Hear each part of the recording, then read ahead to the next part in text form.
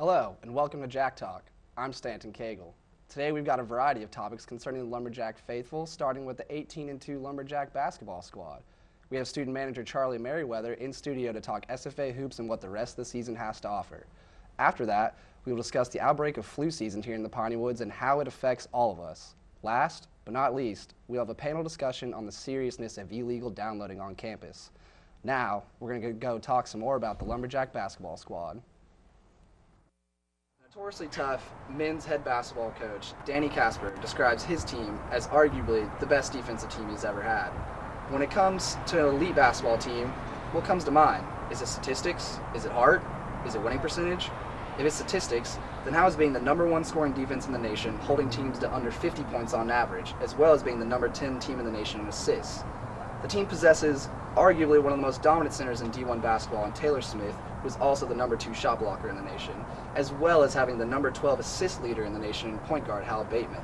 The team also possesses multiple road wins against BCS programs, including the University of Oklahoma and the University of Tulsa. If it's heart, Casper describes the squad as having great chemistry and tremendous camaraderie. If it's winning percentage, that takes care of itself, with having the #1 record in the Southland Conference, as well as an overall 18-2 record. Do all these things describe an elite team? If so, then we're talking about the 2013 Stephen F. Austin Lumberjack men's basketball team, described by USA Today's Scott Gleason as an NCAA tournament Cinderella. Casper says, "They're a good group of young men who have bought into what I'm trying to sell." Hi, welcome to Jack Talk. I'm Stanton Cagle. Today on set, we have Charlie Merriweather, student basketball manager, and Ja'Cory Harper. Well, Charlie, we've all heard the numbers, read the USA Today article, and understand the hype. What does all this attention and hype mean to you as far as the basketball team goes? You know, Stan, that's a great question. Obviously, this 18-2 start, it feels feels great. This is what you work all summer, all spring for, and even into the fall going into practices, is to have a season like this and to be in this position. But as well as that, you also have this feeling of being a part of something special, something big, something that can really, that people are going to remember for a long, long time. And so it makes you work harder. It makes you want to stay a little bit longer to make sure you're doing the job right. And that's everybody involved on the team, from the coaches, players, even somebody like me, that makes you want to put in that extra hour so we can finish out this season and really accomplish that special something that this team, I have a feeling, is capable of doing. I think we all have a feeling that's going to happen, Charlie. And I know you've been here for 4 years, coming onto the team after a Southland Conference championship. How much pressure is on you and the team to perform? Actually, Stan, it's funny you say that. The other day, me and some of the coaches were talking, and we realized that I'm the only undergrad still involved that has been here for 4 years. And so, I really want to finish with a ring. Right. And I finished second twice. Right. And so I really just kind of want to finish strong and do that. And like I said earlier, this whole team has a feeling that, hey, man, we can do something special. This can be something that everybody remembers. So why not just work harder in practice, just get everything down and give it our all so we can get that done. That's a good outlook, and I'm sure Coach Casper feels the same way about all that. How does it feel at this point to have such a record-breaking season, with all these numbers? We have Taylor Smith and Hal Bateman really coming in and playing vital roles on the team. It just feels great. Every single, every single game so far, it's just been a ride. Does it make you nervous? Does it feel? Are you excited about all this? It's a little bit of both. It's a little bit of both, to be honest. Excited about, hey, we have this great team here. We're winning games. We're, putting up these numbers, and then nervous and, wow, we got a big target on our back. Mm-hmm. But I think the team's kind of adapted, having that target on the back, and it says, hey, we're on top right now. Let's finish strong. And I know as fans, I know me and Ja'Cory, we go to games all the time. We're definitely excited for the team. And I know, Ja'Cory, as far as maybe these games we've gone to, what do you really see in the team? How does it make you feel seeing people like Taylor Smith throwing down those big dunks? It's exciting, man. It brings a lot more excitement to the game. And then it also attracts more fans when it's exciting plays going on like that in the game. So. Right, and I would say that our fan base, we've got more people at the games. It's more exciting. We got more kids coming out yelling. I know at the last home game I've seen, it was probably more fans than I've ever seen since I've been here in SFA, and I'm a senior. So. And I think that, you know, it even comes in the Nacogdoches community. It's not just SFA kids coming. It's you know, is that true, Charlie? Do you see more support from the community? Yeah, we are seeing a lot more support from the community, and you know, I kind of want to take this minute to say, you know, thanks for everybody coming out. We really appreciate it. It means a lot. You know, it feels good even for somebody like me who doesn't even play, just to see all the fans there cheering us on, having our backs. It's a great feeling, but there's definitely a lot more support from the community and a lot more support from the student body. Right. Well, I know it's a sore subject and all after us having the 18-2 record, but for that second loss, obviously the first one being against Texas A&M at home, which is, you know, that's easy to take down. Not necessarily easy, but how was the loss and how was the morale for the team after that tough loss against our rivals, Northwestern State? It was a tough loss, but you know, the guys, it hurt. You know, we were in there till the end. We played really well. We were the number 1 defense in the nation, and they were the number 1 offense in the nation. Yes, of course. I mean, that alone is something that ESPN should be talking about. But the guys, they responded really good this week so far. We got a win at McNeese on Wednesday night, and they want to get back to our winning ways, and they've been working really hard, and I believe we're going to do it. All right. Well, let's go ahead and see what Coach Casper had to say about the tough loss. We had plenty of opportunities to win the game. We missed a free throw. We have a 8 to 10 foot jumper on the baseline. We don't even draw iron. Well, I think Desmond did play very well. You know, we had a lot of people who did not show up tonight, and was not happy about it. But that's too bad. Come to play. This is a pressure-packed game. Well, it's not the end of the world. It's just the way we lost the game. I mean, you know, we had a 57-52 lead, and we didn't score again, and they scored 9 straight points on us. Well, you just try to learn from it. Right. If you don't learn from it, then you're not a winner.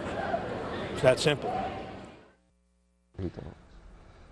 Ja'Cory, what do you think it's going to take for this team to go ahead and win this 2013 Southland Conference Championship as well as making it to the NCAA tournament? Well, man, I believe if they continue to do what they're doing under Casper's or whatever he has planned, I know he's a great coach. I know he knows what he's doing. If they continue to work hard and do what they have to do to be successful, then I think they can do whatever it takes to go all the way. And Charlie, for you, I mean, you being a student manager under the coaching staff and everything, what is some specific things that the coaching staff has planned out? You know, just keep, you know, Ja'Cory said it, just keep doing what we're doing defensively. We're putting up record numbers that way, and that's kind of our calling card is defense, defense, defense. Mm-hmm. We keep doing that, we'll still be in the hunt. You know, and offensively, we've been executing very well. Hal Bateman has been really good, even though his numbers may not show it. He's been a very key part to this team, and Antonio Bostic as well.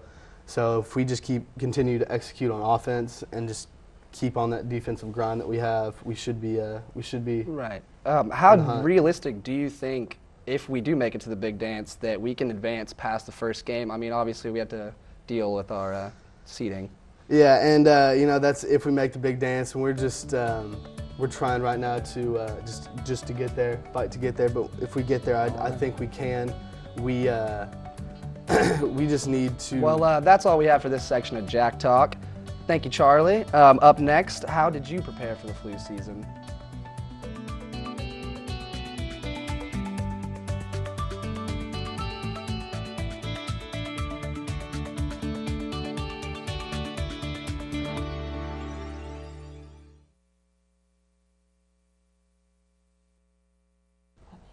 Welcome back to Jack Talk. I'm your host, Ashley Lewis. Here with us today is Mariah Jones and Alexis Paul.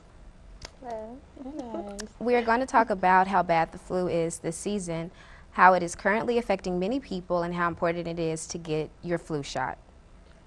Now we will see what reporter Ja'Cory Harper has for us. Let's take a look. As you can see, we're outside the University Health Service Stephen B. Tucker building, also known as the Quack Shack, where students pay for a free health service. So students, please don't be hesitant about coming to get a free flu shot.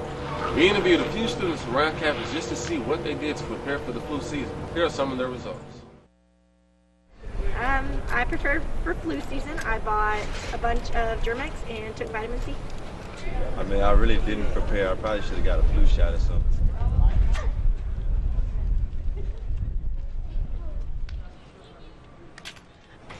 Actually, I didn't do a whole lot. I didn't really prepare. I don't do shots. I don't like shots, so I didn't get my shot this year. But I did take some vitamin C after a while, so it all worked out. Got my flu shot, keep my hands washed. When I sneeze, use my elbow. Sneeze in my elbow. I didn't really prepare that much. I just washed my hands, make sure I didn't drink or eat after nobody, be clean, all that good stuff. Influenza, commonly called the flu, is caused by viruses that infect the respiratory tract. Symptoms are oftentimes a fever ranging from 100 to 103 degrees and even higher in children. And respiratory symptoms such as cough, sore throat, runny and stuffy nose, as well as headache, muscle aches, and often extreme fatigue. Most people recover in 1 to 2 weeks but develop some serious complications such as pneumonia. How severe has the flu been this past season? Well, 8 children has passed away because of the flu this season, which it kind of shocked a lot of people. I know my mom was like, oh my God, like you don't really hear too many people passing away from the flu. That was crazy, and a lot of people has gotten really, really sick. It wasn't as bad as, the swine flu and all of that, but there are different strands of it.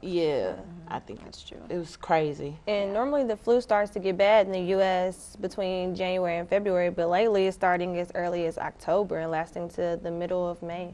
That's a long flu season. Yes. Oh my God, everybody got the flu. Then, we're on campus, and people around coughing, sneezing. And my cousin, she told me her roommate just randomly say, oh yeah, I have the flu, beware. So you didn't want to tell me this beforehand before I get to knocking on doors and stuff?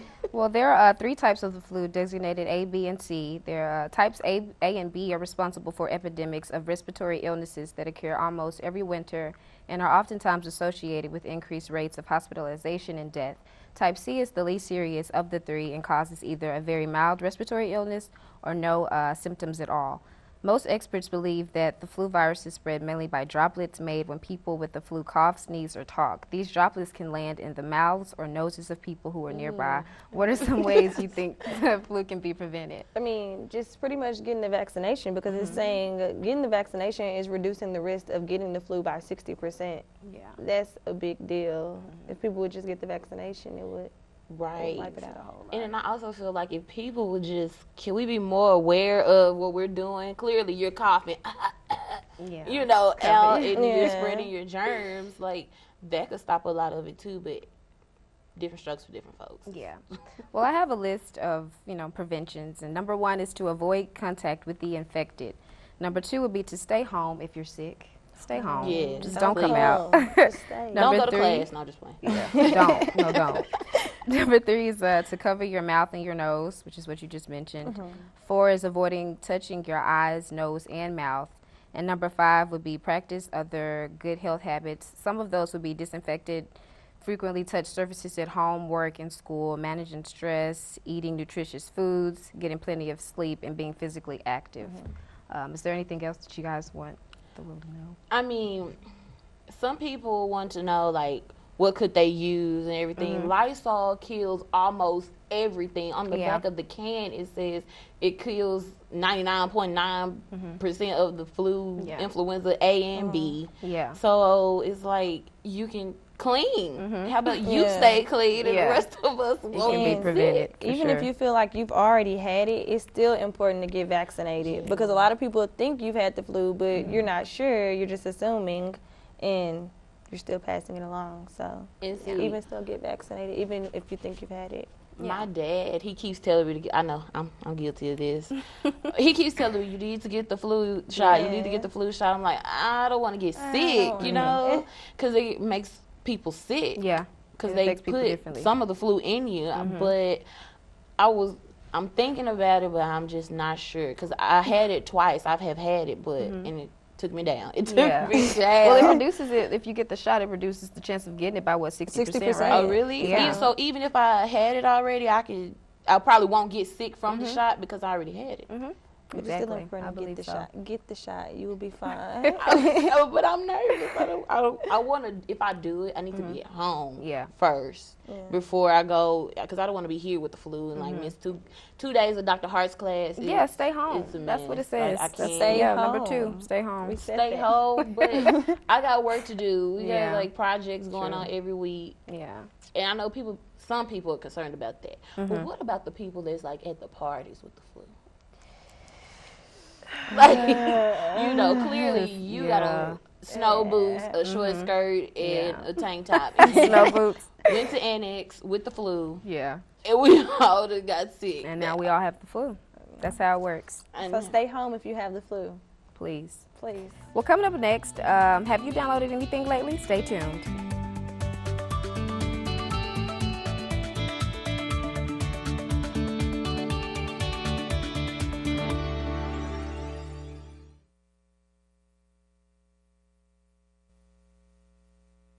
Welcome back to Jack Talk. I am your host, Alexis Paul, and I am here with Mariah Jones and Stanton Cagle.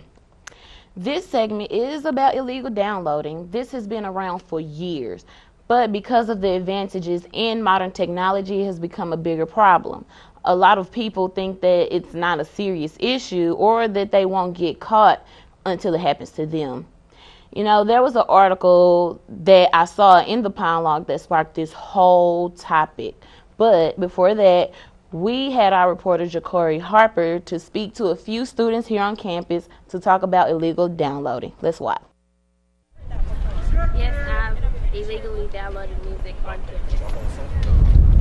Yeah, man, I'm gonna download like illegal music before, man. Yeah.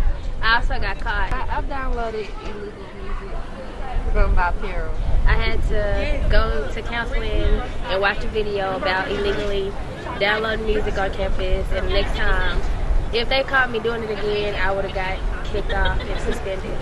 There ain't no wrong with it. I mean, why pay for it when it's out there for free, man? I'm in college, man. I'm trying to pay for these books and stuff, man. Why waste money when it's out there for free? Okay, guys, so, the Office of Student Rights and Responsibilities is the office that received the settlement letters from the copyright companies. And I talked to a lady who is over there, and she told me about the young man that was in the article. And she said that, he had to pay a settlement fee of $400 because, yeah, I know, $400 is a lot for college kids because, Yeah, for one download, like a movie download. One thing that I kind of have a problem with is why is he getting charged? The cost of the movie is what, $15? Yeah. So where does that $400 come from? That's kind of something I think about. The FCC. Right, it has a lot to do with copyright laws. Yeah, their laws. And then, like she told me, we're stealing. Because those people, they make millions of dollars. This is true. But they didn't work for free, and how they're going to get paid if, nobody is going to see the movie or going to buy the album because we're getting it for free. And I can see. There's a lot of people that don't see anything wrong with it. If it's there, then it's to be downloaded for free. There's a lot of artists who don't have a problem with it. They're accepting, their music goes out to I know for music at least, I don't know so much about movies, but their music goes out to a broader audience. There's millions of people on the internet that can share it on Facebook, share it on Twitter. And so I know that personally some music artists do they like that they like that they're sure they might not make money a couple $100,000 off their record sales, but more people know about their music, more people go to their shows, and they like that they're more in touch with the actual listeners as compared to they just look like a money hungry sort of artist. But then I think the issue is not the free stuff because people they put their stuff out, but it's the things people actually have to pay for that we want and we get for free. I'm just saying we as people in general, not just, But also, okay, back to the student in the article that was in the Pine Log. He downloaded a movie. Right. But he wasn't even on campus.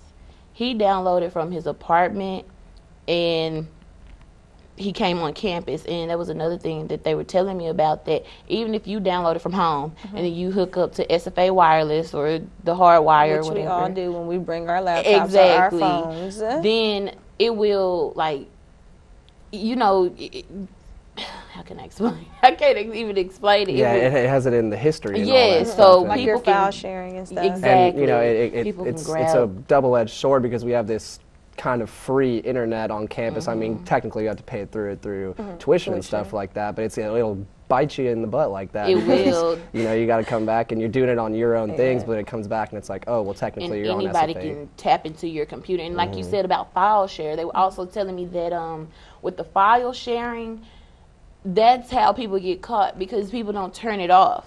Right. Like I heard about this freshman year, because, you know, we all think, oh, nobody's gonna catch me. You know, I do my thing, I get all my music, and nobody's gonna catch me. But people catch you through that file sharing. So you turn it off, your chances are less likely. But I mean, that's up to you. Right. Some people don't care or know, you know, whatever, I get caught. But the chances for you to get caught at home are, you know, slimmer than it is for you to get caught on campus. Now, not everybody gets caught, true enough, but whoever do get caught, I'm pretty sure they don't really want that, you know? It's not something you expect to happen. Mariah, do you know someone personally that has gotten caught?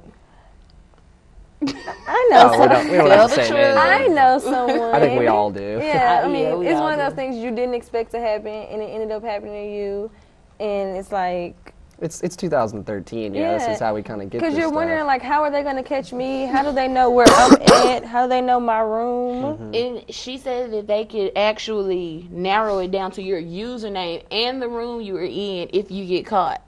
And the young man, he was caught 3 times. And it was only for one movie, but he was caught asking for 3 times. But it's because they caught him twice on campus. Like, it came up twice on campus. I was like, oh my God, I cannot believe any of this. It was crazy. And also, they had to watch this lovely DVD. Yes. What's going on in the DVD? Tell us a little bit Campus about it. downloading. Protect yourself. Do it legally, guys. Have you watched this video Have you yourself, seen it? Alexis? Okay.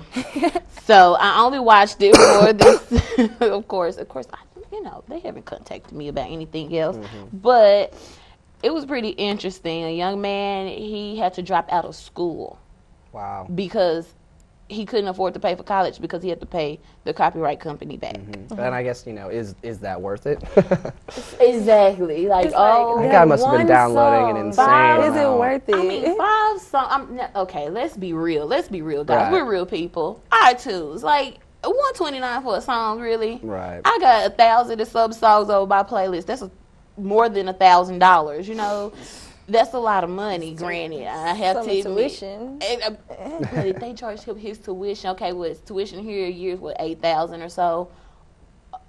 Hope he didn't go to UT. That's all I'm saying. 'Cause if he did, you know, son, you just need to go to junior I think, college. like I was saying earlier, I think it has a lot more to do with, I feel like people get caught a lot more with these movies because True. a single sale for a movie could be upwards $10 to $15 as far as a song is 99 cents. They're not going to, you know, unless you're downloading discographies and albums and all that stuff. I feel like music's a little bit different, and I feel like the music industry really has taken that into account. You know, like I said, a lot of artists these days are offering at least one free song on their album before they put it out. Because I mean, honestly, when was the last time you bought a CD?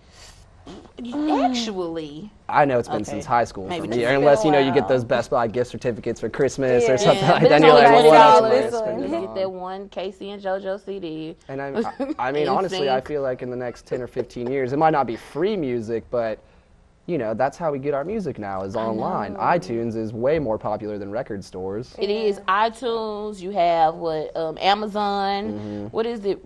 Rap City. And I mean, Spotify. I don't know if you guys use Spotify. Yeah. Spotify, if you're connected to Heard of Spotify? if you're connected to the internet, Spotify is almost an iTunes that is for free. I mean, you have to listen. It's like Pandora. You have to listen to a couple commercials every couple songs, but something like that is amazing to me because I mean, technically, I don't have to pay for it. I have to pay for the internet.